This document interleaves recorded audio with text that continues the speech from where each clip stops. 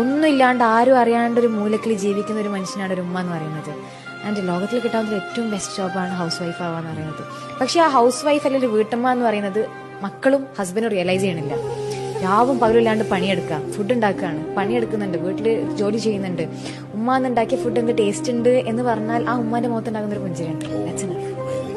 അത് നമുക്ക് പറയാൻ സമയമുണ്ട്. എപ്പം ആ മരണപ്പെട്ടതിന് മുന്നിൽ നിൽക്കുന്ന സമയത്ത് ആ തണുത്ത ഹൃദയത്തോട് അല്ലെങ്കിൽ തണുത്ത ബോഡിയോട് വിളിച്ച് പറയാൻ നമുക്ക് സമയം ഉണ്ടാകും.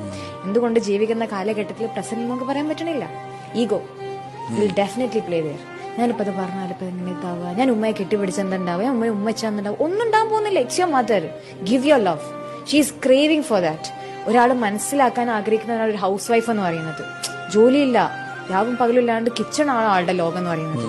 ആ കിച്ചൺ എന്ന ലോകം സ്വർഗമാക്കാൻ പറ്റണമെന്നുണ്ടെങ്കിൽ അവിടെ ജീവിക്കുന്ന ഭർത്താവിനും അവിടെ ജീവിക്കുന്ന മക്കൾക്കും മാത്രമേ പറ്റുള്ളൂ.